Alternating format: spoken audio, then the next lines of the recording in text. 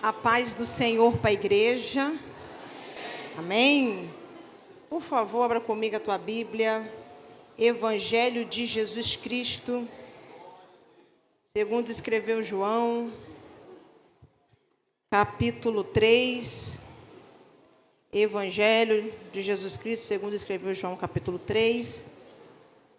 Enquanto você vai localizando aí, eu quero louvar a Deus por essa noite, por essa grande oportunidade. Bom é estar em ambiente onde Jesus se faz presente. E Jesus está neste congresso. Jesus achou por bem fazer parte deste congresso. E a gente sabe que aonde Jesus está, algo a nosso favor, Ele está realizando, né? Enquanto você vai localizando aí, eu quero agradecer pelo convite ao pastor Osmar, pastora Isa. Trago um abraço do pastor Alessandro Malafaia e da pastora Aline Malafaia para toda a igreja, para a vida dos senhores, amém? Que Deus continue abençoando e dando crescimento a esse ministério. Deus abençoe ao pastor Ailson, que nos fez contato, a sua esposa, a pastora Rosana, né? Que Deus te abençoe. Nós somos ali de Campo Grande. Trago um abraço do meu pastor, da minha pastora, para essa mocidade tão linda. Eu não sei você, mas se você já conseguiu contemplar como que está lindo este congresso. Porque a gente que senta aqui em cima, a gente tem uma visão total de tudo que está acontecendo. E está a coisa mais linda. Olha para essa pessoa do lado, olha para ela, para essa menina e para esse rapaz aí que está do teu lado. E diga para ele assim, ó, eu não sei aonde estão os feios. Fala. Mas uma coisa eu sei, os bonitos já chegaram nesse congresso. Se ele der um sorriso e um glória a Deus, vai testificar. Vai confirmar, não é? Gente, o Senhor nessa noite, enquanto eu estava ali, assentado e cultuando, o Espírito Santo de Deus falava no meu coração a respeito de Atos 12. Quando Herodes matou Tiago e prendeu a Pedro.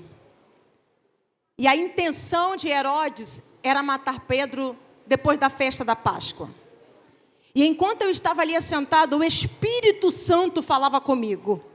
Diga para a igreja que uma unção de resistência está descendo sobre essa mocidade.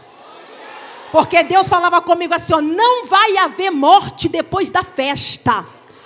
Deus falava comigo enquanto eu estava ali assentada. Fala para eles que toda cilada que estava armada, Ele já está desfazendo no mundo espiritual.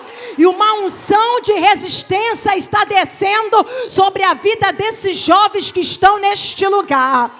Oh, aleluia! E Deus falava comigo, porque a intenção do adversário é, depois da festa, deixar jovem disperso, criar situações, armar ciladas, emboscada, mas a unção de resistência que o Senhor está derramando neste lugar, ainda que o inimigo se levante, mas ele não vai ter força para permanecer de pé, ele não vai conseguir te alcançar. Amém? Então achou aí, Evangelho de João, capítulo 3. Vamos ler alguns versículos que diz assim, o versículo 1. E havia entre os fariseus um homem chamado Nicodemos, príncipe dos judeus. Este foi ter de noite com Jesus e disse-lhe, Rabi, bem sabemos que és mestre vindo de Deus, porque ninguém pode fazer estes sinais que tu fazes, se Deus não for com ele. Jesus respondeu e disse-lhe, na verdade te digo, que aquele que não nascer de novo, não pode ver o reino de Deus. Salta comigo para o versículo 16. Porque Deus amou o mundo de tal maneira, que deu o seu Filho unigênito, para que todo aquele que nele crê não pereça, mas tenha vida eterna. Deus abençoe a família Wesley. Senhor, continue derramando a glória dele sobre a vida de vocês. Amém? Irmãos, quando a gente olha para o Evangelho de João, a gente vai identificar que o Evangelho de João, ele é diferente dos evangelhos sinóticos. O Evangelho de João, ele é considerado o pináculo da revelação bíblica. É um dos livros mais lidos em todo o mundo. O Evangelho de João, ele tem por finalidade fazer com que o leitor, ele venha ter uma fé inabalável em Cristo, porque é a condição indispensável para se alcançar a vida eterna. O Evangelho de João, ele é diferenciado dos evangelhos sinóticos, porque João, ele teve o propósito de mencionar algo que Mateus, Marcos e Lucas, que são os evangelhos sinóticos, não mencionaram. E a gente sabe que o evangelho é um, mas ele foi escrito em 4 pontos de vista diferentes. E aí a gente olha para Mateus, que tem como endereço o seu evangelho, o povo judeu, e é por isso que ele apresenta Jesus como rei. Ele vai iniciando a partir da genealogia. A gente olha para Marcos e a gente vê Marcos apresentando Jesus como servo, aquele que opera milagres. Por quê? Porque Marcos está escrevendo para os novos convertidos que estão em Roma. Aí a gente olha para Lucas e vê Lucas escrevendo para o povo grego. E ele apresenta Jesus como aquele que é o perfeito, o homem perfeito.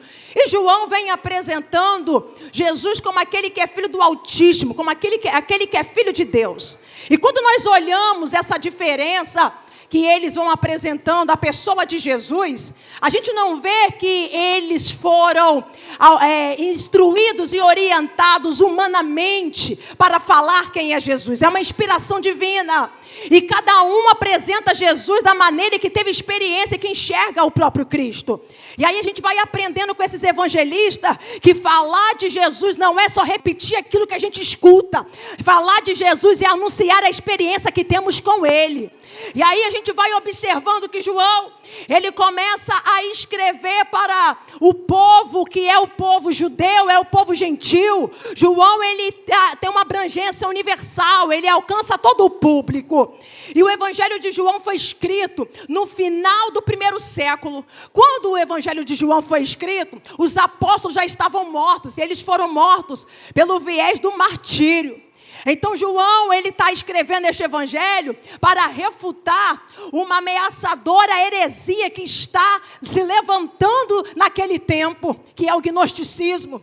Há uma pregação ali que está sendo anunciada de que não precisa ter fé para ter salvação. A carne, o corpo, a matéria não é boa, é só o espírito. Mas você tem que ter conhecimento esotérico para adquirir a salvação. Então a gente vai identificando que na abertura deste livro, na abertura do evangelho, João já vem contrastando com eles, dizendo: olha, Jesus, ele é o Logos que se fez carne está entre nós. O Logos aqui é a palavra, o que ele está dizendo ele é o verbo, ele é a palavra que se fez carne e está entre nós. Ele está apresentando aqui a cristologia da encarnação. E aí João começa dizendo: olha, e ele é a palavra que se fez carne. Eu não vou limitá-lo somente, eu não vou confinar este Logos somente a um conceito filosófico, ou então até mesmo a uma lei racional. Não, é mais do que isso. O Logos aqui é a pessoa de Jesus, é a pessoa que é o mediador de Deus na criação e na redenção. Então quando ele começa a escrever isso, que vem desconstruindo toda a pregação do gnosticismo, ele está dizendo assim: olha, os apóstolos morreram, os apóstolos encerraram a sua carreira anunciando a mensagem verdadeira, pregando o evangelho verdadeiro. Só que a mensagem não pode ficar paralisada porque alguém encerrou a carreira. O que João está dizendo aqui é: olha, o mensageiro, ele foi calado, mas a mensagem, ela não vai parar de ser anunciada. O mensageiro, ele vai encerrar o seu exercício, a sua atividade, o seu ofício, só que a mensagem continua sendo anunciada. E enquanto eu estava lendo e orando, o Espírito de Deus falava comigo: Jennifer, é assim que acontece quando uma geração paralisa, quando uma geração se dá por encerrado as atividades atividades que estava exercendo, uma outra geração vai se levantando, porque a mensagem não vai deixar de ser pregada, a mensagem da verdade não vai deixar de ser anunciada. E nessa noite, Deus vai levantar gente aqui para dar continuidade ao anúncio da palavra da verdade, em um tempo onde há muitas ideologias e filosofias que querem abafar o evangelho da verdade. Mas eu sei que eu estou pregando para uma geração que não vai se assentar e ficar assistindo alguém dizer a mentira. Eu sei que eu estou pregando para uma geração que vai se posicionar, que vai se levantar e continuar declarando a verdade. O mensageiro, ele pode ser trocado, mas a mensagem, ela jamais poderá ser alterada. Há uma verdade que Jesus vai colocar nos teus lábios. Coloque a mão no ombro aí desse jovem que está do teu lado e diga para ele: você é alguém que Jesus escolheu para dar continuidade à pregação, à mensagem verdadeira. Ainda que alguém tenta se levantar para tentar distorcer com uma boa oratória, com uma boa fala, com um bom argumento, mas quem tem a verdade sabe o que anuncia, quem conhece a verdade sabe o que prega, quem sabe quem é Jesus de verdade não se sente intimidado, mas vai para cima com a mensagem. E aí eu vou ver que lá em Mateus capítulo 16, que os fariseus, a classe de Nicodemos, eles vão dizer assim: Jesus, se tu és mesmo filho de Deus, manifesta sinais entre nós para que venhamos crer em ti.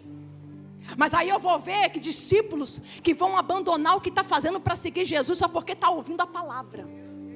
Porque quem precisa de sinais é fariseu, discípulo se contenta com a palavra. Nicodemos, um homem importante.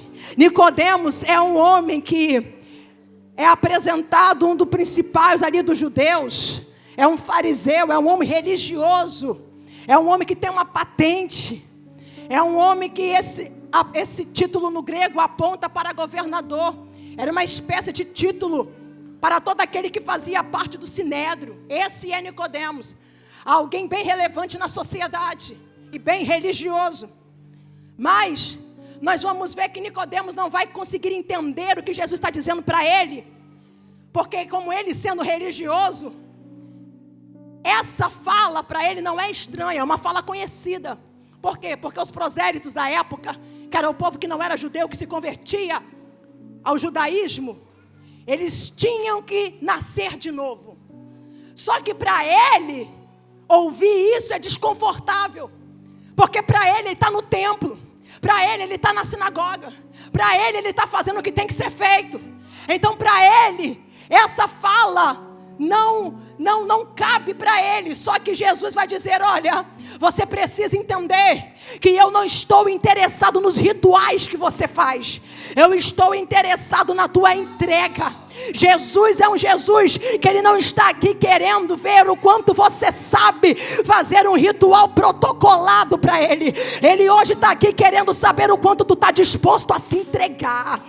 Porque fazer ritual, vir para o culto de manhã, de tarde, de noite, levantar a mão na hora que cantar, sentar, ouvir uma boa palavra, isso me faz ser um excelente religioso.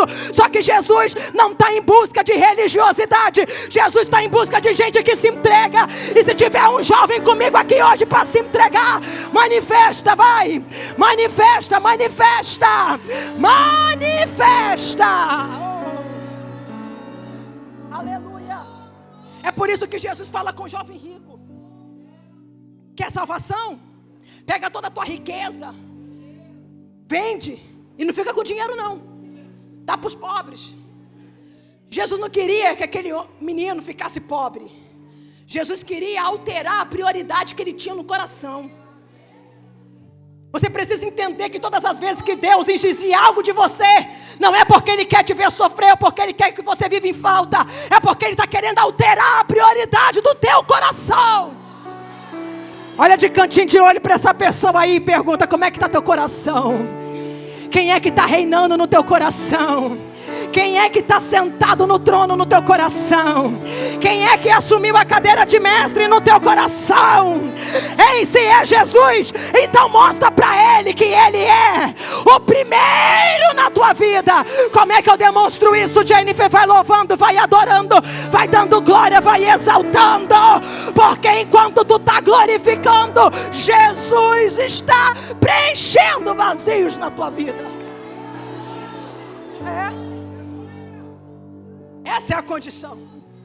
Jesus está convidando Nicodemos a transitar no novo nível. Porque Nicodemos está falando de sinais. Mas Jesus está falando com ele de salvação. Jesus está querendo transitar com Nicodemos para que ele venha para uma nova dimensão. E às vezes nós não conseguimos entender a fala de Jesus conosco, porque nós ficamos limitados nos nossos conceitos, e a gente não abre espaço para Jesus inserir o que é dele, o que é do reino para a nossa vida, para que nós venhamos viver numa nova dimensão com ele. Perceba que o nome Nicodemos significa aquele que conduz o povo à vitória, aquele que dá vitória ao povo, conquistador do povo. Essa é uma das definições do nome Nicodemos.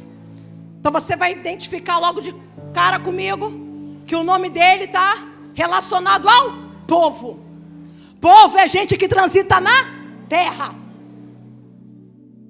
Mas o que Deus estava propondo para Nicodemos era para justamente tirá-lo da terra.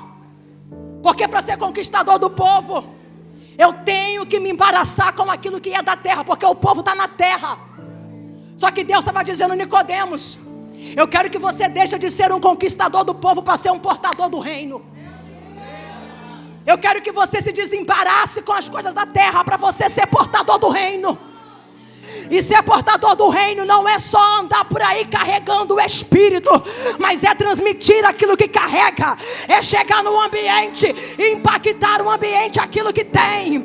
Hoje Deus vai remover a terra da tua vida, vai te tomar pela mão e vai dizer: vem comigo transitar para esse novo nível, vem para essa nova dimensão, eu quero te encher. Levanta a mão aí, vai.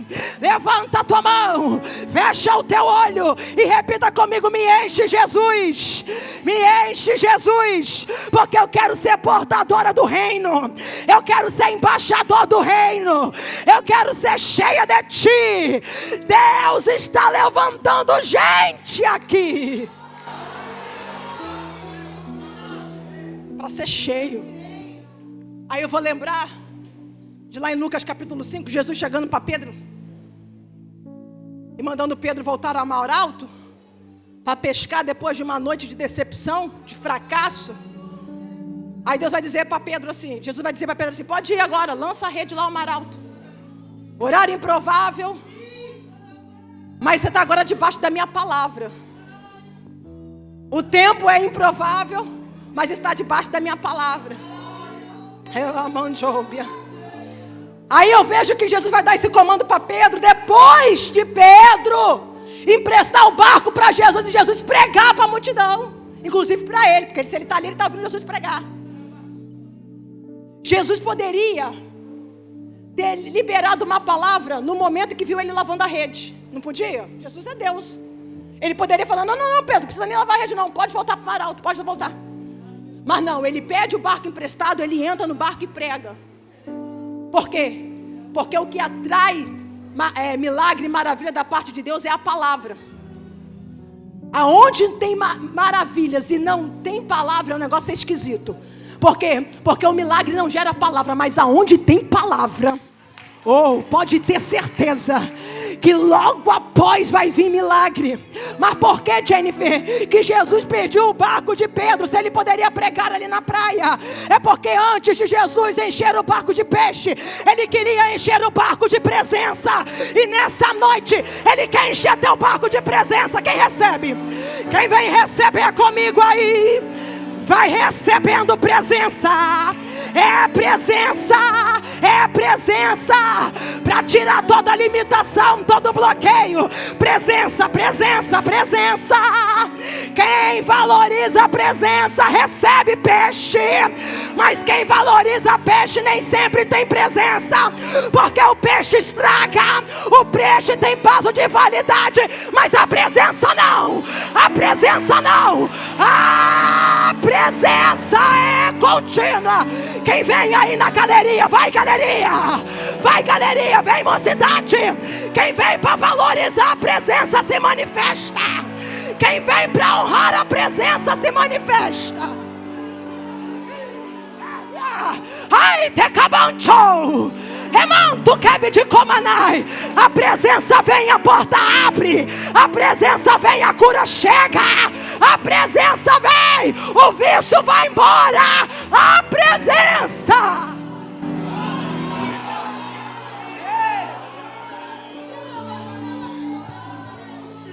Jesus já poderia ter te entregado o que tu está pedindo.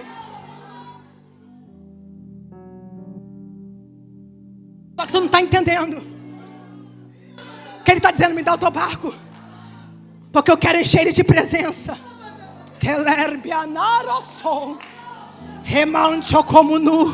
Porque você com um barco cheio de presença, tu não vai ficar oscilando. Um dia tá crente, daqui a pouco não tá. Tu não vai ficar na inconstância. Quando tu tem a presença, tu acorda até triste, mas aí daqui a pouco a presença vai te alegrando, e o teu dia não termina como começa. Ei, quando você tem a presença, você não vai andar por caminhos tortuosos, porque ele é a luz que vai te guiar. Presença. Presença para quê? Para pregar. Porque o texto diz que Pedro vai deixar de ser pescador de homens, pescador de peixe, e Jesus vai dizer para ele, eu quero que vocês sejam pescadores de homens. Vamos lá. Para você pescar peixe, habilidade com as mãos é o suficiente.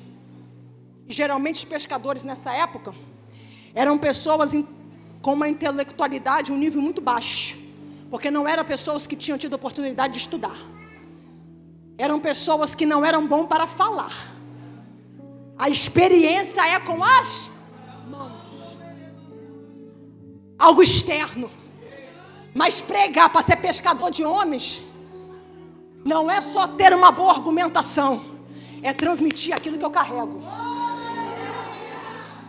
É por isso que Deus está dizendo, eu quero que você deixe de ser conquistador do povo da terra para ser portador do reino. Porque quando você é portador do reino, do jeito que você fala, Deus vai colocar pessoas para se render a Ele. Por quê? Porque não é o quanto você sabe falar bonito, mas é o quanto você carrega de presença. Não é o quanto você fala bonito, mas é o quanto que você tem de presença. Quem tem presença chega no ambiente, o ambiente está pesado, às vezes nem precisa abrir a boca, só a presença vai fazer demônio recuar, só a presença vai fazer o mundo espiritual obedecer. Cadê jovem que vem valorizar a presença? Vem adorando, porque está descendo, e está descendo, e está descendo a glória de Deus na tua vida, e está descendo,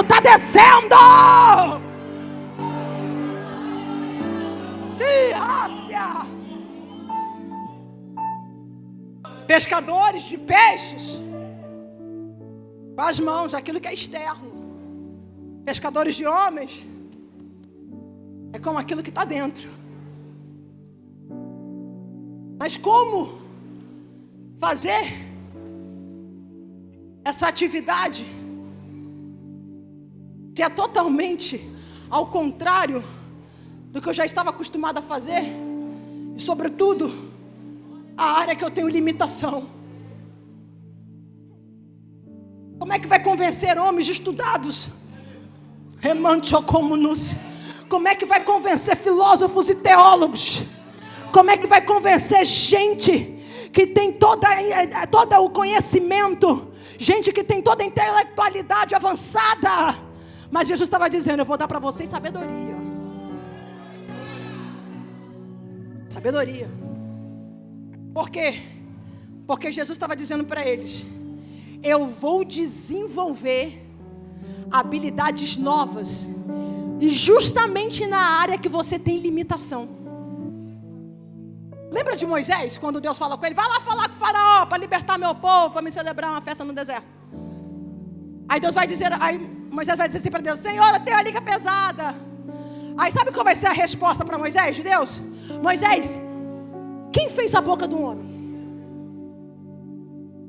O que você precisa entender é que quando você enche teu barco de presença, Deus te dá condições, Deus te dá habilidade, e Deus te dá autoridade para você fazer o que você nunca executou. Pega no ombro desse menino e dessa menina de novo e diga para ela: se prepara, porque essa área limitada que o diabo fala que vai ser a vergonha, que o diabo fala que não vai para frente, é nessa área que Jesus vai investir.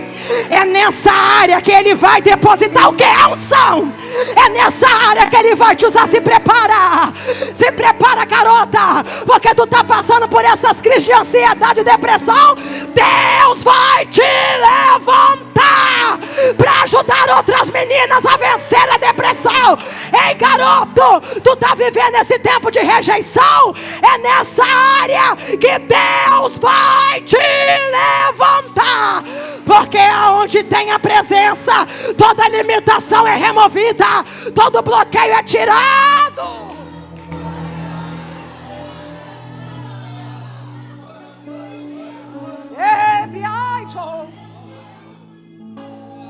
Por que, Jennifer? Deus gosta de dar resposta para o mundo espiritual, meu irmão. Tem guerra que é espiritual e tu nem sabe.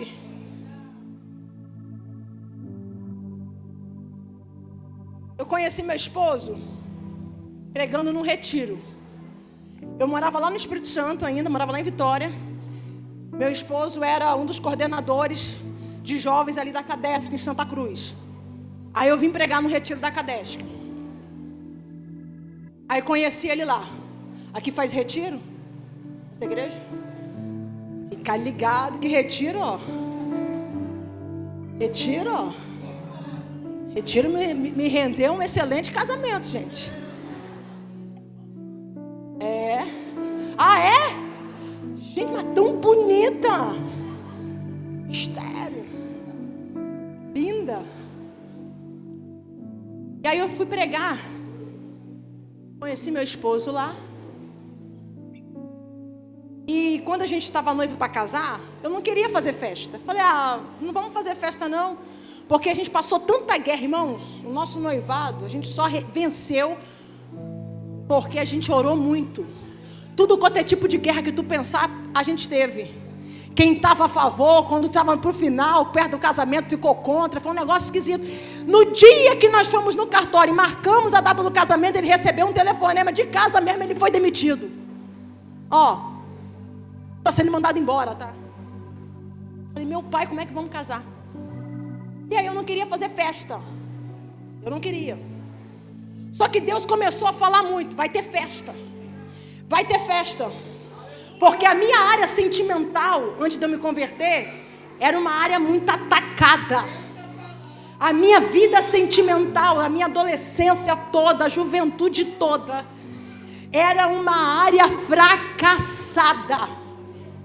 E Deus falou comigo assim, ó. Eu falei: mas Senhor, eu não quero festa, eu quero pegar o dinheiro para viajar. Deus falou assim: vai ter festa. Porque eu vou dar resposta para o mundo espiritual. O diabo falou que tu não ia casar e que tu não ia ser feliz, que tu nunca colocaria uma aliança no anel esquerdo. Aquele demônio te jurou dizendo que no dedo esquerdo não entraria aliança. Poderia ter entrado no direito, mas no esquerdo não ia entrar. Aí Deus falou comigo assim: é questão de honra para mim. Vai ter festa. O que Deus está dizendo aqui hoje é: eu vou dar resposta para o mundo espiritual. Eu vou te honrar. Eu vou te honrar. Eu vou te honrar.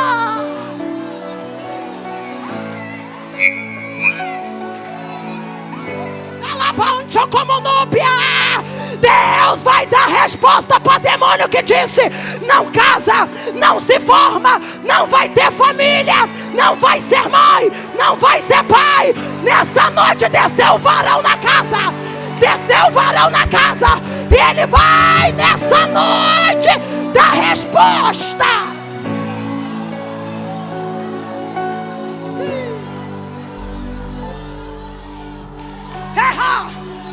Ai, Joe! Eu estou vendo um varão de autoridade nesse corredor. Eu estou vendo um varão que vem nessa igreja e que está quebrando toda a cadeia, e que está quebrando o cadeado. Eu estou vendo um varão que desce na vida sentimental. Eu estou vendo um varão que quebra toda maldição hereditária. Eu estou vendo um varão que tira a ameaça do diabo.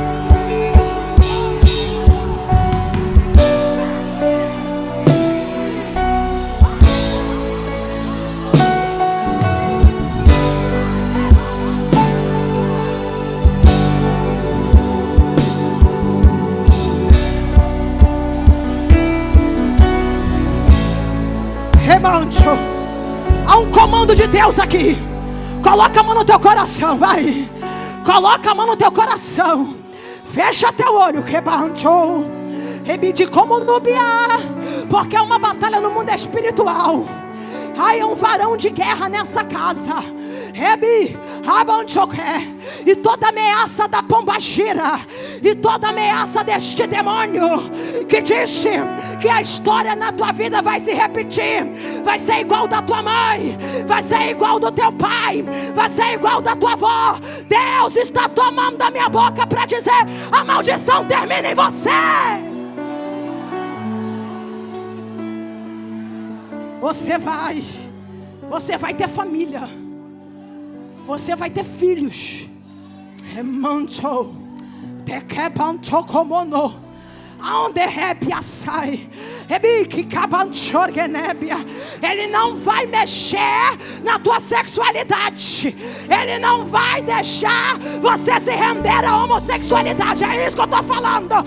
Ele não vai deixar você ficar sozinho e sozinha. Jesus está quebrando toda a maldição, todo o império de Satanás, toda a sugestão do diabo, todo o governo demoníaco está sendo quebrado.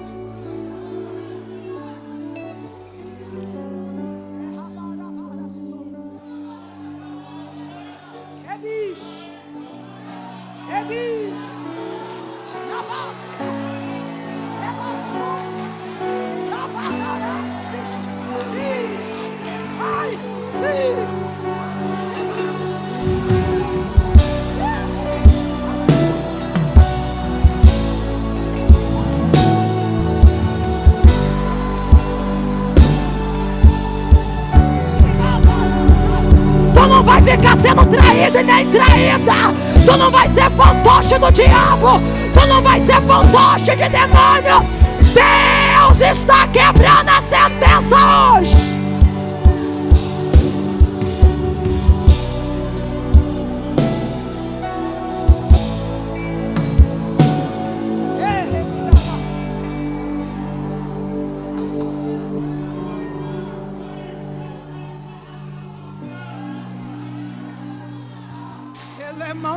De como na bancho que biande rebide como anabia sai. Há um espírito de profecia na casa. Rebancho como nubi de como anabia rebide cabantu que te quitar abante tu que assaio. Ai, jovens vão profetizar nessa noite.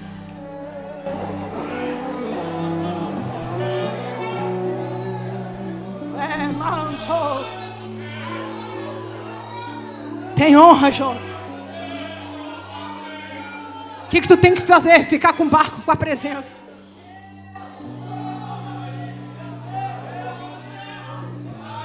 Vou resumir aqui o negócio. Vou ficar na dispensação do Espírito.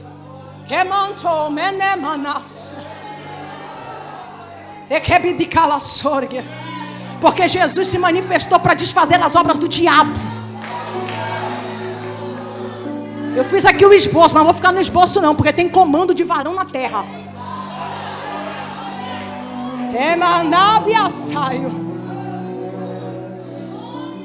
Deus amou quem? O mundo. Que mundo? O mundo caído. Humanidade adâmica, pecaminosa. Amou quem? Amou o povo desconcertado. De qual o tamanho desse amor? João não tem nem palavra para mensurar. Tal maneira. Não tem palavra para colocar aqui, então vou colocar tal. E deu o seu Filho unigênito, Jesus Cristo, né? Para que todo que nele crê não pereça, mas tenha vida eterna.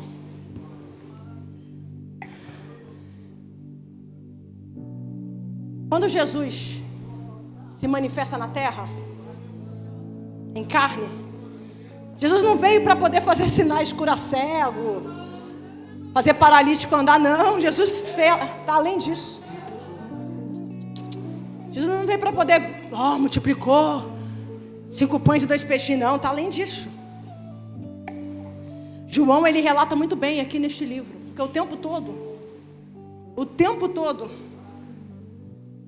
João vai constatar o mundo caído com o mundo divino ordenado por Jesus. Qual é o mundo caído? Trevas, mentira, escravidão e morte. Qual é o mundo divino ordenado por Jesus? Luz, verdade, liberdade e vida. Jesus se manifestou não só para iluminar quem estava vivendo em trevas, mas para trazer liberdade para quem estava cativo. Nessa noite, o Espírito de Deus quer libertar áreas da sua vida que ainda estão sendo escravizadas. E o fogo não apagou não, fica ligado, porque o varão continua aqui. Porque às vezes o adversário ele quer barganhar. Quando Moisés falou para Deus, para Faraó libertar o povo, Faraó vai dizer assim: então faz o seguinte, vai os velhos, as crianças, mas deixa aí as vacas, as ovelhas. Porque ele quer liberar uma parte e segurar a outra. Só que Moisés vai dizer assim: não, nenhuma unha ficará no Egito. O que ele está dizendo é: nada que é nosso, nenhuma área da nossa vida vai ficar sendo refém na mão do adversário. Eu sei que tu já ouviu muita palavra ontem, hoje de manhã, porque eu conheço muitos bem os pregadores que tiveram aqui, são excelentes. Mas essa noite é uma noite de libertação. É uma noite de selo. Deus está selando que Ele...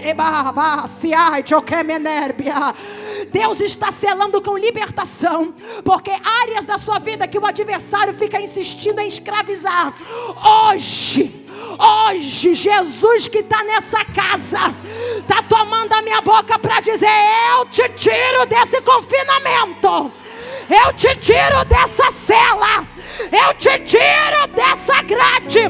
Porque hoje a cadeia não vai ficar de pé. Tem libertação na casa. Tem libertação na casa. Ai, toda mente cativa está sendo hoje liberta. Bota a mão na tua cabeça. Toda dificuldade de armazenamento da palavra, toda dificuldade de aprendizado, toda mente que é pessimista, toda mente negativa, todo pensamento de inferioridade está caindo agora, está sendo quebrado agora, está sendo quebrado agora, porque Jesus desceu. Ai, chocomonobe de comandar.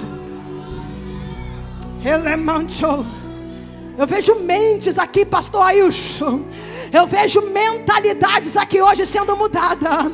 Você sabe por que algumas vidas ainda não foram transformadas? Porque a mente está cativa. Mas há um varão de autoridade aqui que está hoje tirando toda a cadeia da tua mente. Está tirando toda a cadeia da tua mente. Porque ele vai levantar aqui, como foi levado, um exército de jovens. Um exército com mente transformada. É metanoia. Metanoia. Para quê? Para ter vida. Para não ter morte. Com 12 anos de idade, eu comecei a namorar um rapaz de 21. Esse rapaz era traficante. Sabe onde eu conheci esse rapaz? Na porta da minha casa. Eu era uma boa filha, uma boa aluna. Eu conheci ele na porta da minha casa através de uma outra amiga. Comecei a me relacionar com ele. Fiquei viciada em drogas. Fiquei 8 anos da minha vida viciada de andar suja pela rua. Eu não ia em casa, ficava de boca em boca. Mas um dia minha mãe entrou na igreja. E o pastor falou com ela assim, ó, se tu crê, você e a tua casa vai servir ao Senhor. Só que eu estava lá, já não morava nem mais na casa dos meus pais. Já estava morando em outro lugar. Já estava envolvida por inteiro, por completo. No vício, no tráfico, em tudo que tu imaginar.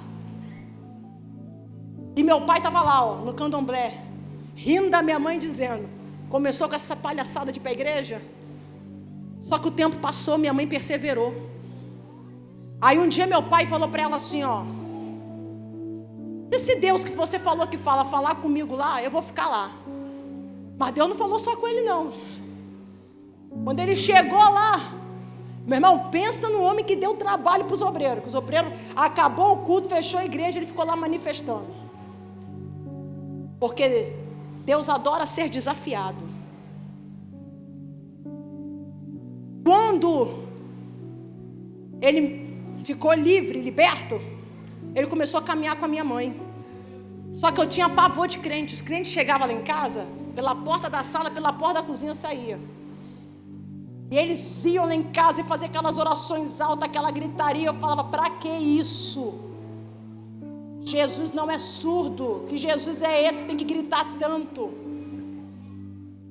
Aí um dia, comecei assim, né, me familiarizar um pouco com as coisas de Deus. Comecei a ir para a igreja, para os cultos, negócio apertando pro meu lado. Eu falei, tá, eu até, mas não quero ficar gritando com esse povo não, que esse povo para mim é desequilibrado. Uma pessoa como eu, falando de crente, estava desequilibrado. Mas aí um dia, foram na porta da minha casa. Tudo começou na porta da minha casa e tudo terminou na porta da minha casa. Já tinham matado 2 amigas minhas, me colocaram num problema que eu não tinha nada a ver com o problema. Não tinha mesmo. E eles foram lá na porta da minha casa armados para me matar.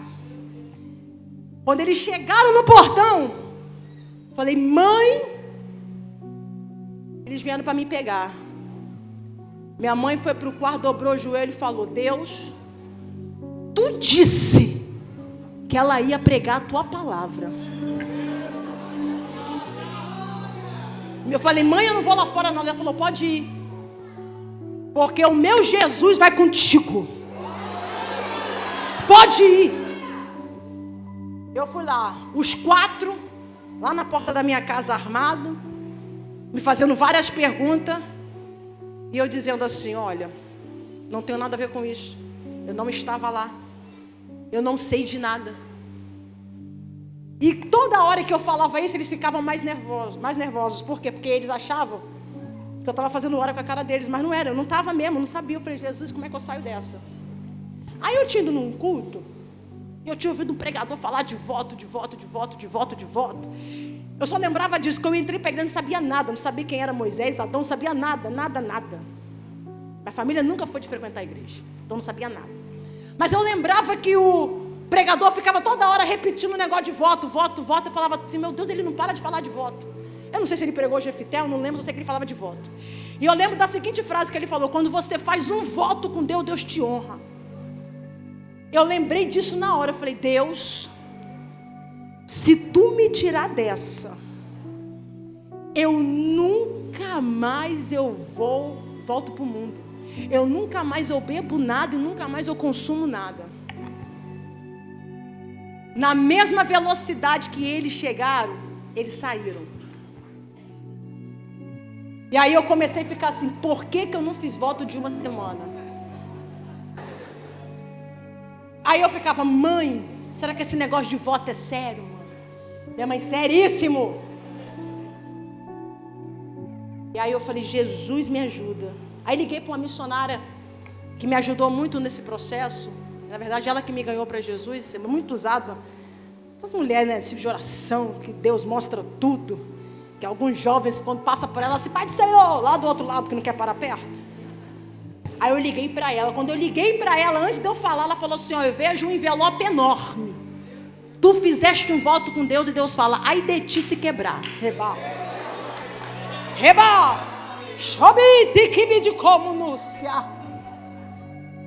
Eu falei: Deus, o que eu vou fazer? Ela falou assim: a tua sepultura nunca fechará. Ela falou para mim: nunca fechará, nunca. Para você entender que essa está sendo a tua última oportunidade. Eu falei: Deus, o que eu vou fazer? Aí o Senhor falava através da minha mãe, através dela, e eu comecei a pior fase, a crise de abstinência. De tirar cabelo da cabeça, de ficar a noite sem dormir. E meu pai falou: vou internar ela. Essa missionária chegou a falar: vai internar não. Ela vai vencer isso com jejum e oração. Me botava para jejuar 24 horas. Ela vai ficar, ela só come amanhã no almoço. Come hoje no almoço, só come amanhã no almoço. Vai orando. Eu falei: eu não sei orar. Ela fala do jeito que você sabe. Mas não come nada, não bebe nada. E ficou: ora. Eu consegui ir vencendo aos poucos as crises de abstinência. Mas tinha uma área na minha vida que estava cativa. Porque não bastava eu só ter saído das drogas. Não bastava só eu ter saído do mundo. O mundo ainda estava impregnado dentro de mim. Eu era viciada na noite também. Não dormia de jeito nenhum. Eu era viciada em rebelião, em rebeldia, temperamento lá no céu, agressiva, sanguínea. Aí Deus falou comigo assim: tu saiu do mundo, mas agora eu quero trabalhar no teu caráter. O diabo está dominando as tuas emoções. O diabo está dominando os teus sentimentos. Mas eu vou te dar uma estratégia. Que a partir de hoje tu não vai mais ser governada pelo que tu sente. Tu vai governar as tuas emoções. E essa noite, Deus está dando uma unção de governo para jovens aqui. Porque o Jesus que fez na minha vida, quer fazer na vida de jovens aqui, que estão sendo escravizados pelo adversário na área emocional. E hoje Jesus te trouxe a este congresso para te dizer: eu estou hoje abrindo esse cadeado e decretando liberdade para as tuas emoções. A síndrome não vai mais te bloquear. O complexo não vai mais te abraçar. A depressão não vai mais te imobilizar, porque nessa noite há uma unção que desce sobre a tua vida. Levanta a tua mão. Melhor, fica de pé, jovem, fica de pé, porque está descendo uma unção, e a unção é de governo. Governa as tuas emoções, administra as tuas emoções. Levanta as tuas duas mãos para o alto, fecha os teus olhos, porque até aqui o diabo, ele sapateou nos teus sentimentos. Até aqui ele fez o que queria com a tua mente, mas hoje não. Hoje ele está te dando, Senhor, a unção de governo, e esse jugo está sendo despedaçado. Quem pode começar a ouvir essas cadeias se quebrando? Quem pode começar a ouvir esses cadeados se quebrando? Quem pode começar a ouvir hoje? Olha como é que desce, olha como é que desce, olha como é que desce aí na tua alma.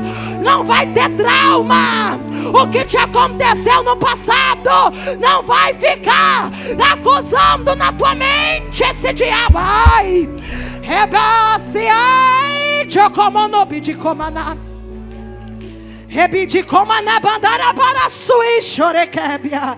Ai, a intercessão e a liderança liga porque nessa noite o céu te trouxe aqui para dizer: tu vai andar em plenitude, tu vai andar completo.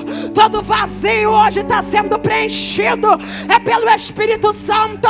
Aonde o adversário queria te escravizar, o pecado que ele queria te colocar, a dependência emocional que ele queria gerar, hoje está sendo quebrado. Quebrou na tua vida, está quebrando. Xeremanto és, abanto como nubiácia, rebidicala abanto que minaraço. Tu não vai depender de alguém para se sentir bem. Tu não vai depender de outra pessoa para ficar satisfeito. Hoje Deus está te dando uma unção de satisfação. Hoje Deus está te dando uma unção de totalidade. Hoje Deus está entrando nessa área que o adversário diz: eu vou prender aqui. Porque se as emoções não estão bem, tu não busca legal, tu não consegue se concentrar, tu não ora, tu não jejua, tu não lê a palavra, tu lê e não entende nada, tu fica indisposto, tu fica preso aí nessa rede social, tu fica preso aí nesse videogame, nesse FIFA, de manhã, de tarde, de noite. Tu fica aí vendo esse tutorial de maquiagem o tempo todo e não consegue preencher este vazio, porque não é isso que preenche. Hoje o céu te trouxe aqui para dizer: eu estou hoje colocando uma unção de totalidade nas tuas emoções. Tu pode receber, tu pode, vai recebendo, vai recebendo, e abraça aí um jovem que está do teu lado, abraça.